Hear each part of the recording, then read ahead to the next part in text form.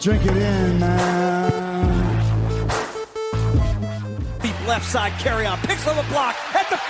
At the 2. At the 1 to the end zone. Touchdown, Detroit Lions.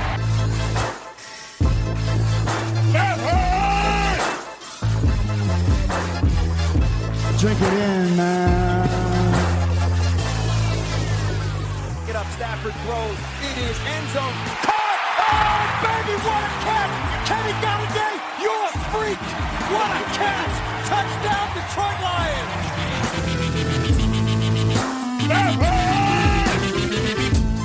Cornbread!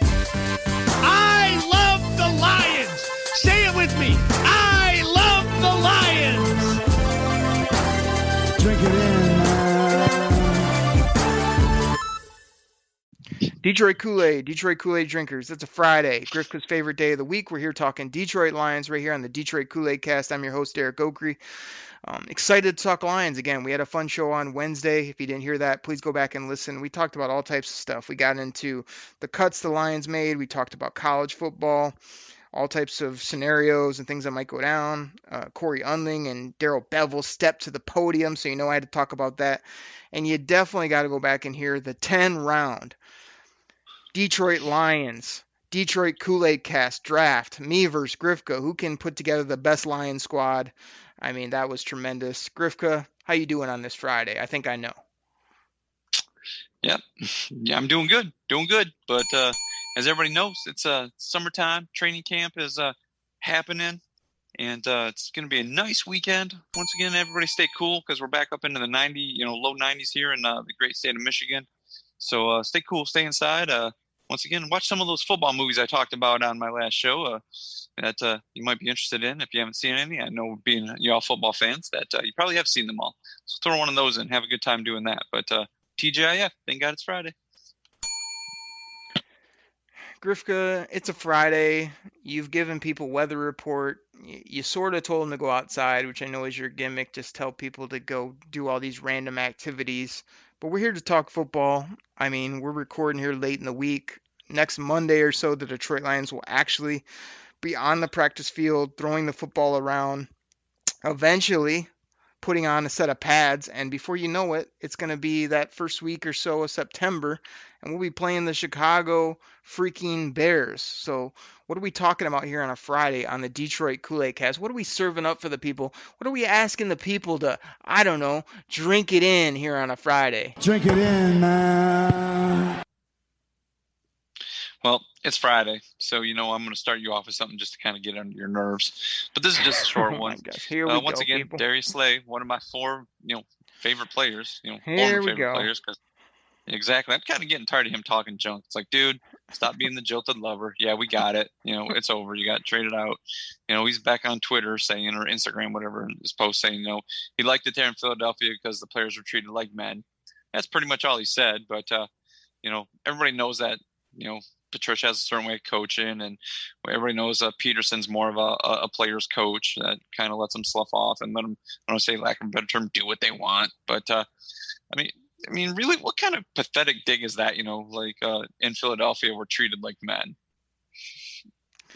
Grifka, is this a real question on a Friday? You really bringing this to me? Your boy Slay, you're giving me this ridiculous, we've been over this a million times, and now you're acting like you're done with him. You know you love this guy. You shook his hand. Are we really doing this to start off the show on a Friday?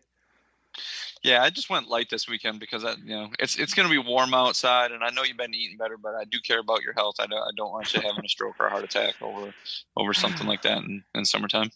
Grifka, you're gonna give me one with these Friday questions. Like, how many times I gotta recount? The quitter Calvin Johnson, who I actually listened to his podcast. I've been meaning to do this the last couple weeks. Most people would think I'm well past a rant on Calvin for that thing he did with Glover Quinn. I actually listened to it, and I felt like Calvin Johnson was very respectable. He didn't take any pot shots. The things he said were pretty much above board. It actually reminded me of why I liked the guy before he quit on the team. So, I'll still do a Calvin rant from time to time, but he did earn back some of my respect. But now you're asking me about what are you going to ask me next? What's Quandre Diggs saying on Twitter? Is that your next follow-up? I mean, how many times do I got to deal with these guys? They're not on the team.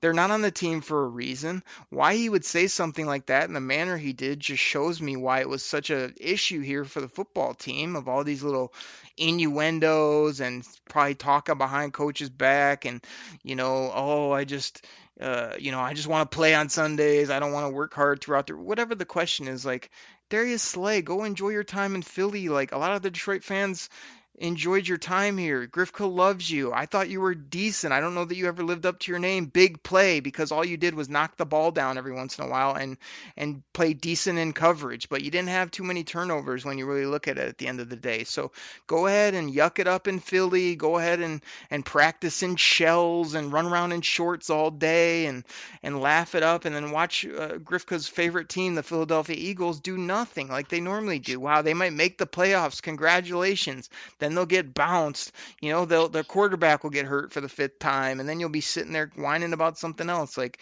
I've had enough of this. I think that I don't understand why Slay can't understand that, hey, okay, it was tougher here. You were used to the Caldwell Country Club. You were used to showing up and just doing whatever you wanted and having coach stand at the 50-yard line with his arms crossed. Well, things changed 2 years ago, and now it's 2 years later, and you're gone. You got your contract. You got everything you wanted. How about you just say, I loved my time in Detroit. I loved the fans. I gave them everything I had, and leave it at that. Nobody wants to hear about all this other stuff you're talking about. You could also say it in this way. Oh man, I love this. I love my new team, the great teammates, and I had great teammates in Detroit as well. Boom, over. That's all you got to say. This isn't hard PR work, Darius Slay. Like, just don't say this stuff. Everybody knows what you're saying, but you're not saying it, but you're kind of saying it, but you shouldn't be saying it. So stop saying it. Grifka, stop asking me about this. What else we got? Okay, take a deep breath. Find your zen. And move on. Okay. Next question. Training camp's up. Matt Stafford went out there once again, not trying to make it a COVID show, but he did say it feels pretty safe there at training camp, the way they have everything working. And he was obviously very pleased to get his test back, and he came back as the false positive. So, do you think, like, because we've seen in other sports where guys have left the bubble and they got to sit out, and do you think the NFL is going to take more of a handle on it so they can get their season started on time? Where we see, in the sport we shall not speak of, teams are missing a lot of games because, players become really lax and they're getting tested positive. So do you think the NFL is going to put more of the hammer down to hopefully get the season going on time, as opposed to maybe a few of the other sports? Here's what I think, to be honest. Like, I'm getting I've tried to make it a point to talk football here on my podcast. I'm getting real sick of hearing the word COVID every other word. I think I banged on Detroit Lions media on Twitter recently because I watched a Matt Patricia or maybe a player interview, something like that. All these people want to talk about is every question is COVID. It's like nothing about football. Like, I'm just sick of all this. So, yeah, I think the NFL, I don't think they're getting enough credit for doing a really good job here in the early stages. Now, we haven't had players banging each other in practice and sweating on each other and doing full contact. I mean, that's going to be another situation. But up till now, I mean, the numbers are great. I feel like everything they've done has pretty much worked. I think I saw something come out before we're recording here, like less than 1% of the whole league is on that, COVID list.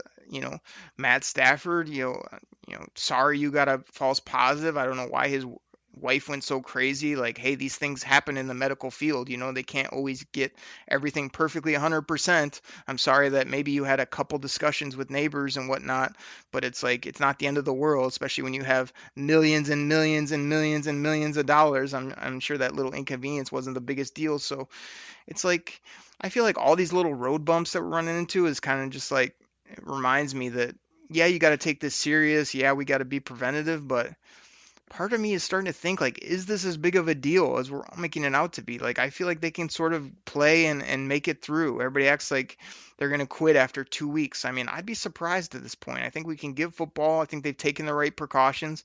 I think America as a whole needs to take a little bit more precautions and stop acting like they can just do whatever they want. If you follow the procedures and you are careful, as the NFL has been, I think things come together. And this isn't a death warrant. The minute you step outside, you just have to be careful and live a little bit differently right now. So yeah, to the big part of your question, I think is, yeah, I think the NFL can move forward. I think they've been doing as good or better than these teams are in a bubble. The NFL is its own bubble to some degree. I was telling a friend, they only play once a week, like, yeah, you're going to practice and whatnot, but you can ease up on practices and be very careful at your home facility. You really only got to get out there once a week on a Sunday, Monday, Thursday, whatever it is. That should be manageable. I mean, these other sports are playing every day, or, UFC, there's plenty of contact, but because they've been doing all the testing, it's been fine. So, my full answer is just, yeah, I think they're moving forward really well. I think that they can get a season, and I think Matt Stafford's thing was just one of those things that happens, like, let's get over it and understand that mistakes happen, and, it's going to be okay, to his family, his kids, and whatever. And he seems to be in good spirits about it. So not a big deal, in my opinion. Yeah, I don't want to reiterate your whole thing, but I'm right there with you. So and you I think, agree? Yeah, I agree with you.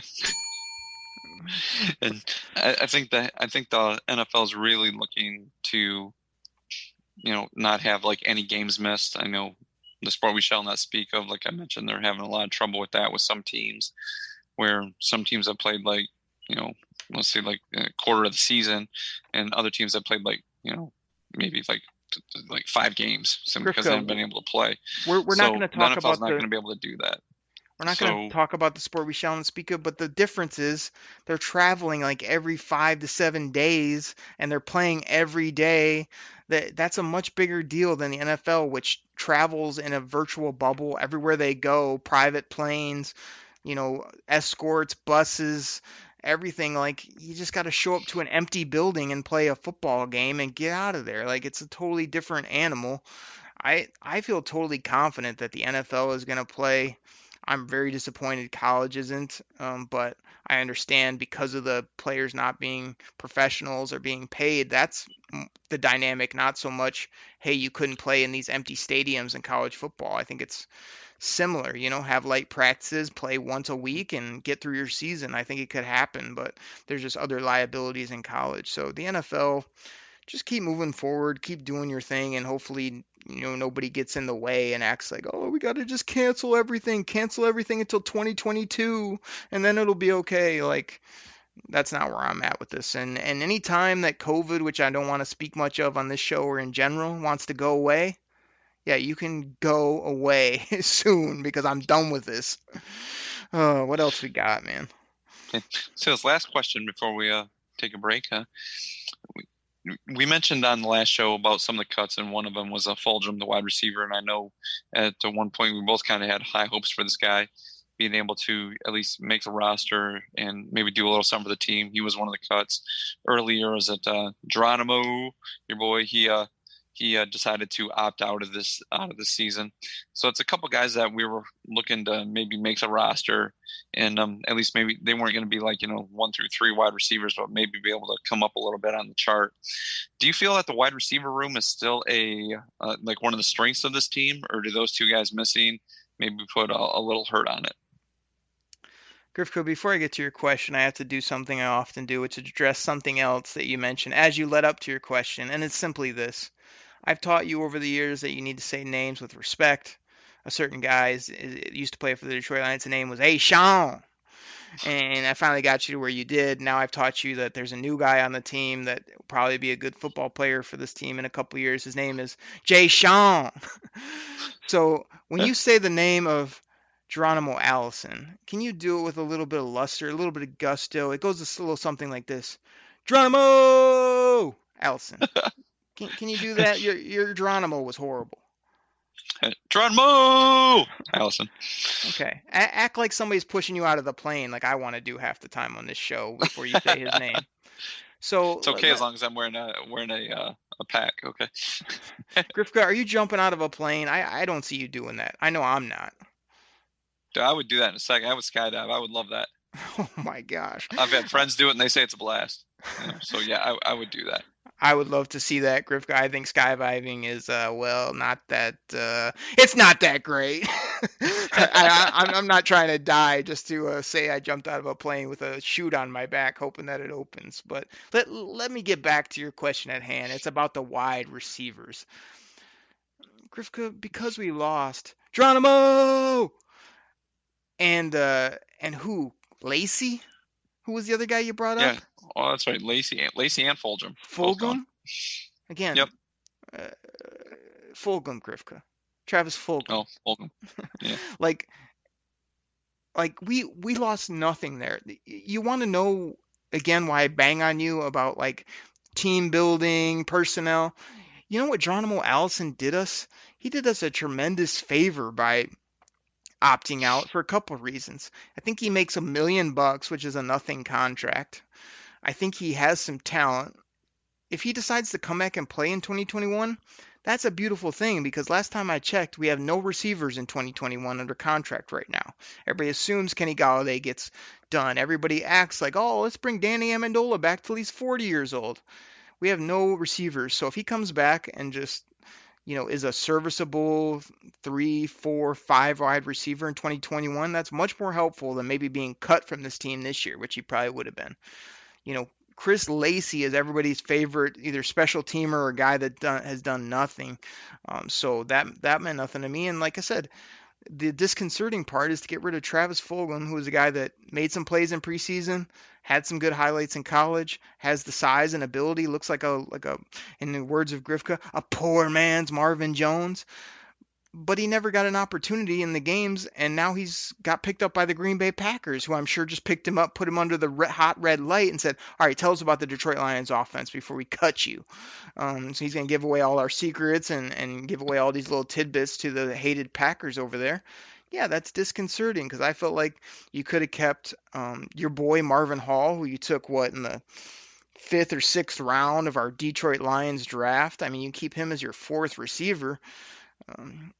Horrible pick by Grifka after I had all the receivers on the team. I mean, what other choice did he have? But you can keep him, you could keep Cephas, and you could have probably kept a guy like Fulgham, who, even if he's not on the active roster, could have been a special team guy. He could have been a guy you built for another year. I mean, I hate when these mid-6th round picks or so just get booted after one season. I mean, you let him play in 2 football games? So I don't think this impacts like their receiver core. I mean, you still got 3 solid guys. You've got a 4th guy that has speed, kind of a one-trick pony. I mean, you like to, say that's going to give Cephas a lot of opportunities, but I mean, as a team builder, yeah, I would like another player in there that's a mid-level talent. I think they'll probably be able to pick that up at some point before things get rolling, or maybe once they have an injury or two, but none of these cuts really made a big deal for me. Not a big issue other than the Fulgham just kind of frustrated me a little bit. So did I hear you right? You thought they might go and maybe sign another wide receiver? Is that what you said? Like maybe a pickup somewhere? Yeah, I think every year there's lots of guys that get cut or guys that can fill a role. I mean, even a year ago the Lions brought in a nice vet. I don't know why his name's escaping me right now. But Curse? Was it Curse? And they got injured?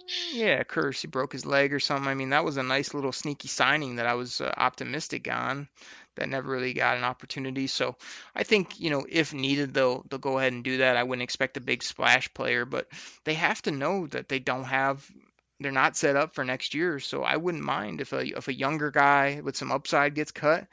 Yeah, I think you would need to bring him in, not even so much for this year, but stash him away as hey, maybe this guy can be a 3 or a 4 next year for this wide receiving core. Because right now it's just so empty, and you can't just go draft 2 guys and have Kenny. That's not really the best way to go either. So yeah, I think they could definitely add to that group.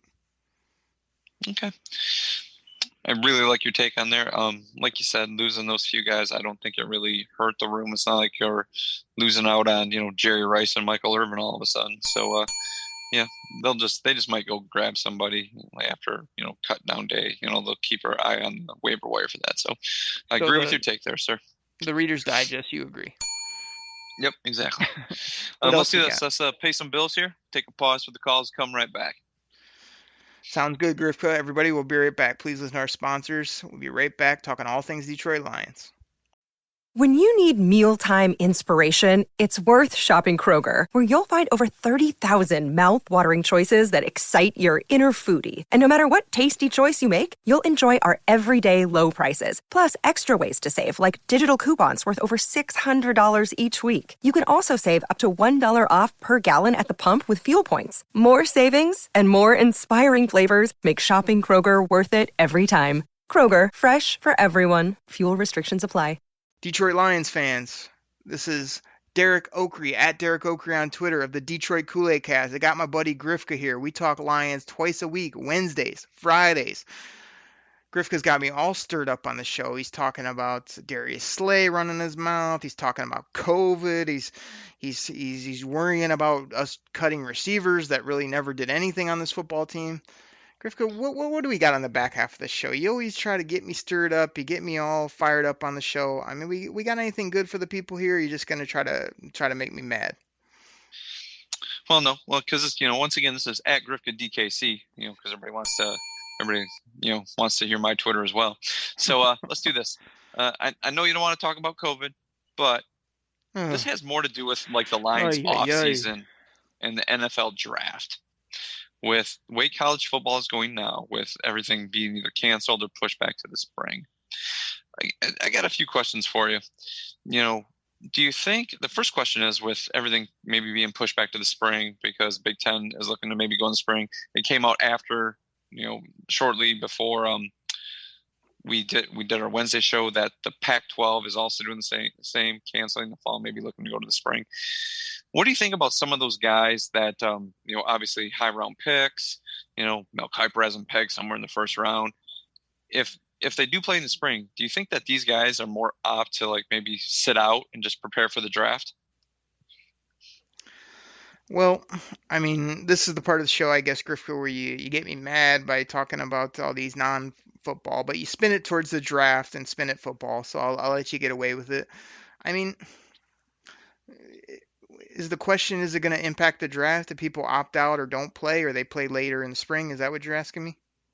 Yeah. Do you think more the high profile players, like those, you want to say like guaranteed, first, second round picks, they don't want a chance getting hurt, so they might opt out of spring football just to prepare for the draft? Yeah, I got you. The main reason I asked is I wanted to hear you tee up the whole question again. You did about half the question. I tried to make it shorter for you, though. So yeah, the top. I mean, here's how it's going to go down. Like if they try to play some ridiculous full season or a bunch of games in the spring, yeah, nobody's going to play that's worth anything in the NFL draft. I mean, it makes no sense. You'll get certain players that, I'm there for my team.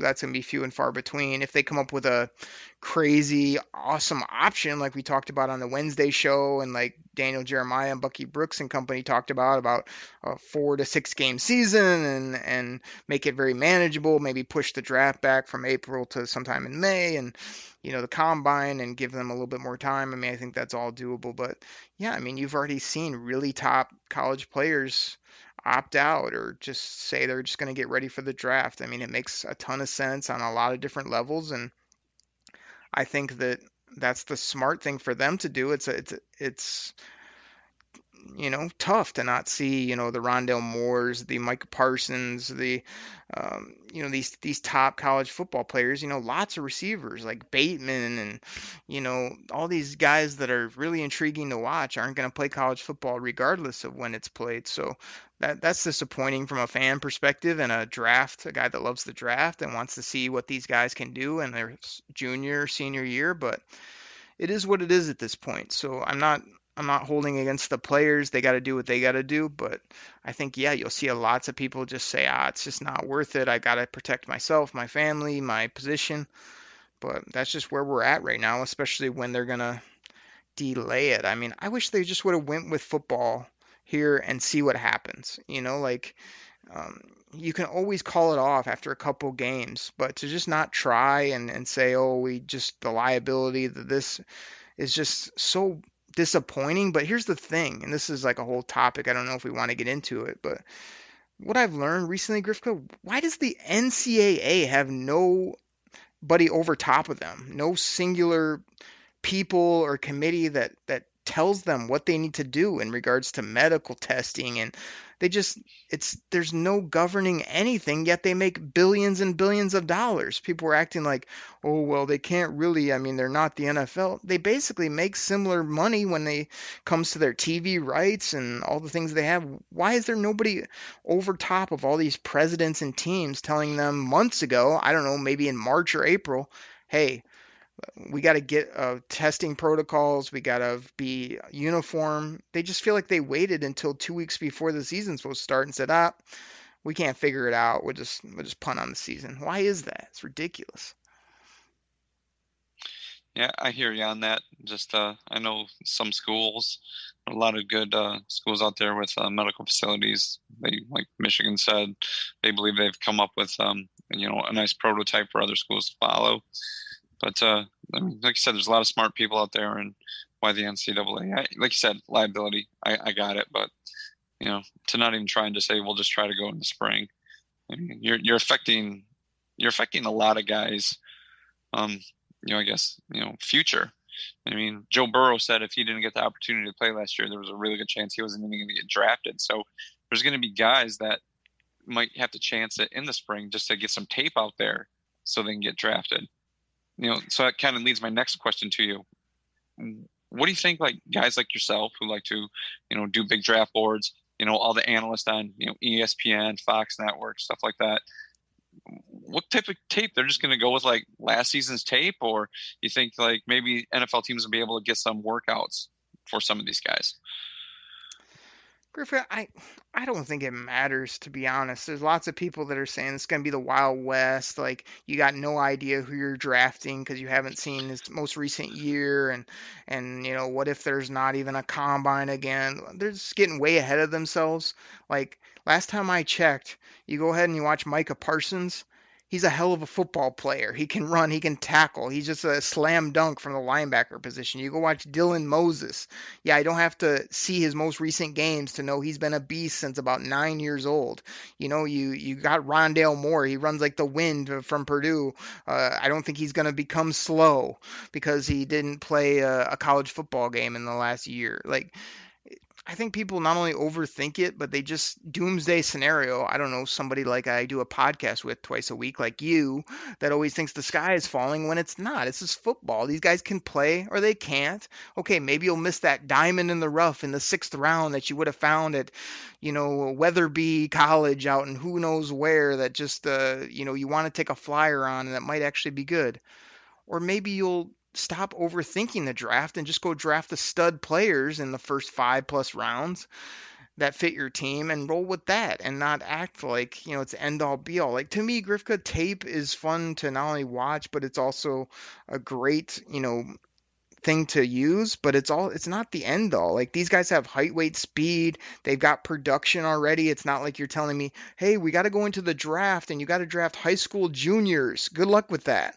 Like, no, these guys have college tape, production, ability. They've been at schools. You kind of know, like I was telling you recently, I've reached the next level at my DTO scouting office here where I've got 2021 free agents for the Detroit Lions kind of parsed out to some degree. And then I've also got a whole board of rookie targets because I kind of know what the Lions will need in the next year or so and guys at that position, multiple guys at those positions and who might be good. So I'm not sitting here spinning my, well, I'm not going to know who we should take. Yeah, I already got, tons of prospects on my radar. I don't need to see them every day of the week to know if they're going to be NFL worthy or not. Like, it adds a little bit of intrigue and a little bit of question marks, but you're not sitting there worrying about the top studs. And to my advice to evaluators and people in general is stop worrying about these, late 7th rounders that you think you're finding these gems all day, every day. I mean, you got these scouts out there spending all year and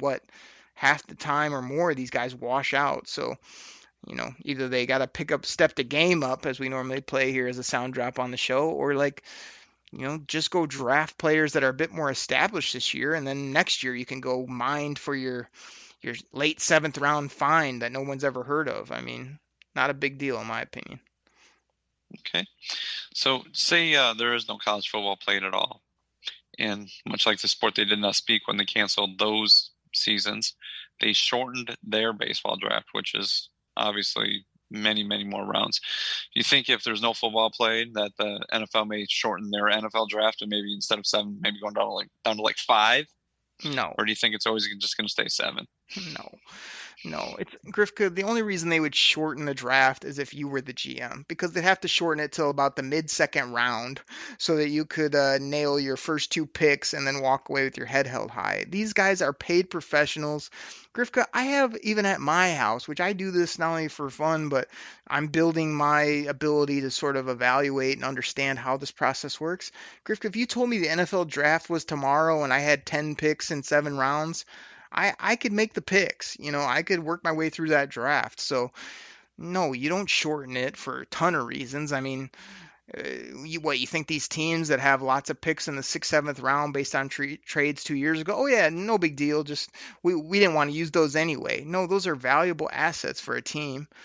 Also, like these guys, you know what? The NFL draft is 200 some players. I mean, there's no reason to shorten it. If anything, it needs to be expanded because there's still so many good undrafted free agents and things in college football that have to go through that odd process, which is some random bidding war that nobody knows even how it works or when it starts or what's going on. So if anything, expanded. No, you're never going to just cut it off, because these NFL GMs and anybody that follows the draft can draft for days. That's not a problem.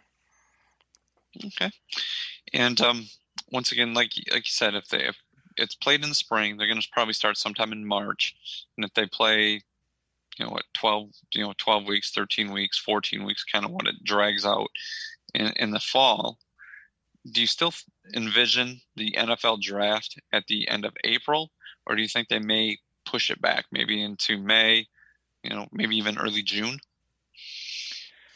Oh, I don't know. Like I haven't even really thought that far. I've also kind of just been bummed. I would hate for it to get pushed back too much because it's just one of my favorite events of the year. I just think it fits there, end of April, mid-May at the latest. You've got to do that because the NFL, let's say they get through their whole season. Like the Lions aren't going to be wanting to wait till June to draft, and you're going to get your rookies in early July. I mean, it's just, you can't compact everything again for a second year. You'd want the NFL to stay as normal as possible if they're able to get through their season, and college football is going to be the one that has to adjust because they're the ones that canceled and they're the ones that have to acquiesce to the NFL. They are the feeder system for the NFL, so they're either going to cut their season down by a ton of games or they're going to move it up so early that it's going to be done by whatever it needs to be, so that then the players can have whatever time they need, because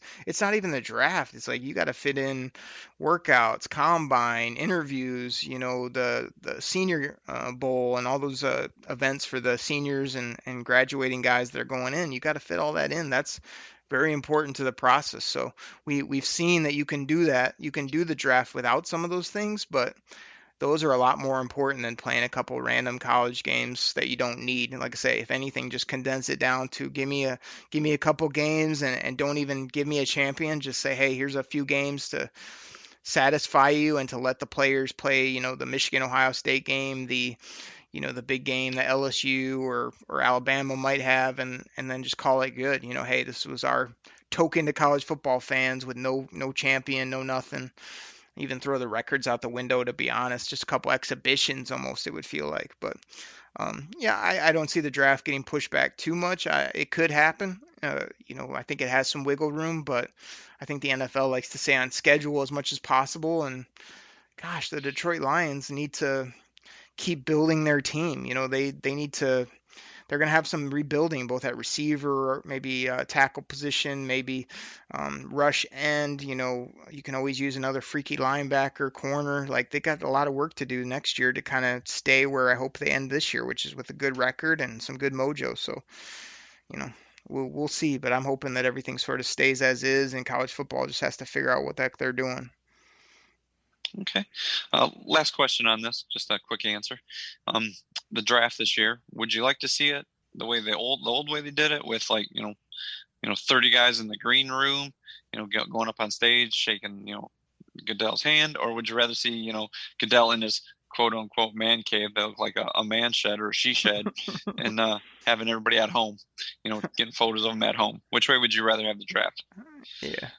I think it's an easy answer. I think if the world's back to normal, you obviously go back to the big pomp and circumstance draft, just because it's a better TV event and it's something that everybody enjoys to see these guys a bit more and have all the walking up to the podium, holding the jersey, all that. But if we're still in this ridiculous, bizarro land that we're in now, yeah, just you do it again, even a little bit bigger maybe than you did this past year.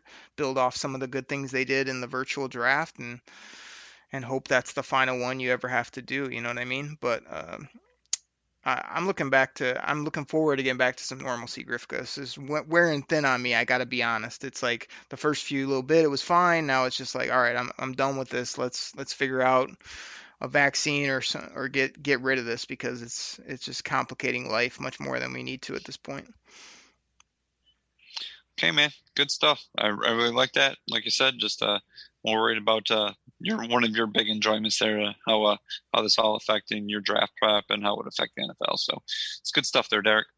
Grifka, you know what we got to do? Like, I know everybody's freaked out with the situation now, but we're definitely going to have to get you over to the DTO scouting office this season. See how I operate on a Saturday, Sunday when we've got football everywhere. I got about 15 screens on at one time. We can show you all the work that I've actually put in, rather than sitting on the lazy boy chair and pretending watch a Lions game together, eat a bunch of food that I've been avoiding here recently, and enjoy ourselves here on a football weekend. So we need to make that happen, mask or no mask. Like, I'm pretty sure, even though you go to a lot of functions, you're out walking around, you're doing whatever you do, entertain your kids all the time, I'm pretty sure you don't have the Rona. So we need to get you and maybe a couple of my buddies over for a big football, either Sunday or maybe even a Saturday Sunday combo, and just hang out at the Oakley Bachelor Pad DTO scouting office and enjoy some football without worrying about the rest of the world for a day or two.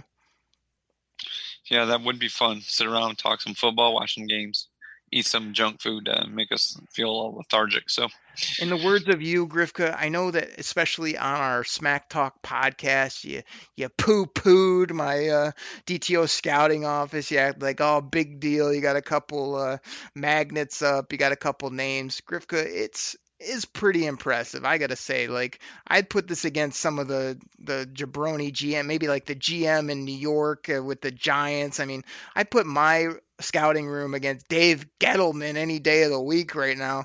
I got data everywhere. I'm ready to roll. That knucklehead's got a 3x5 card like somebody else I know, and thinks he knows what he's doing over there for that football team. Bob Quinn, even a little bit shaky with his dry erase board, and my kids were helping me. And I mean, I'm sitting here with data and boards and dry erases and computer screens rolling everywhere. So it's fun, man. It's fun to do. And like I say, I'm hoping to make a career out of this. And every time I put more data up on these boards or work on my computer or break down a player, it's just really fun. You know what I mean? We kind of always talk about it and we say, oh, I know this or that.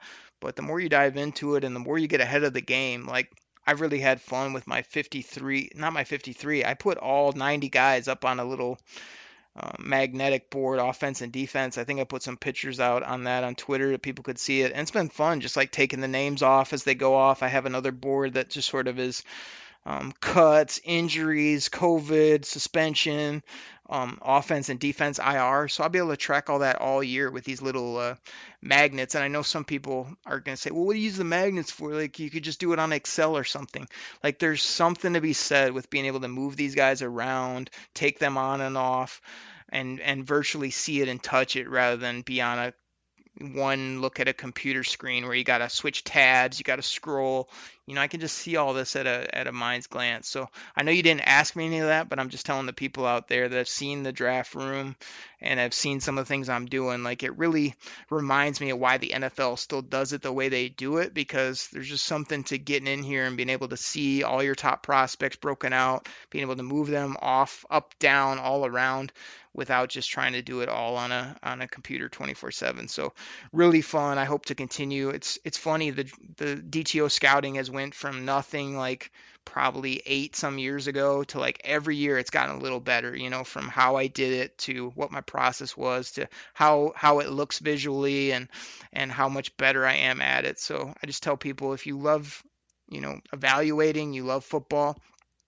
don't apologize for it, because like people come in and see my draft room and they're kind of like, they would never spend the time to do any of this, but if they love football at a high level, it is pretty cool to see, and it is something that I'm proud that I built, and also something that's really fun to do throughout the season. Like, we're heading up to the season, man. I'm going to get to work the Lions roster just like some of the personnel guys are, only I'm doing it here from my home office, and then, like you say, same with the draft. Like, the draft's, who knows, almost a year away, yet I'm still kind of got names and people already on my radar. I think that's what it takes to be on top of it. So I know that's a little bit of a tangent, a little bit of a rant, but it's something I'm real passionate about, I'm proud of, and yeah, when you come and see this, you'll be like, man, maybe you knocked it the first time, but I think it's even stepped up to the next level, and it's pretty fun to look at all this data that's up here. So we'll make that happen. We'll have to get you over here and see what Big Hughes is doing, maybe my buddy Chops, a few of my other friends, and just see if we can't take in a Lions game or two this year here at the ultimate football abode, which is the Oak Creek Casa. Sounds like a good plan, man. Sounds like a good plan. So, Grifka, don't think I'm getting out of here without asking you this. I mean, for weeks, for months, for years, since we started this show, at the end of the show, I ask you one simple question, and you continue to just astonish the people with the things you give them on a weekly basis. So I'm going to do it again. I'm going to keep the streak going. I'm going to ask simply, do you have anything else for the people? Nope.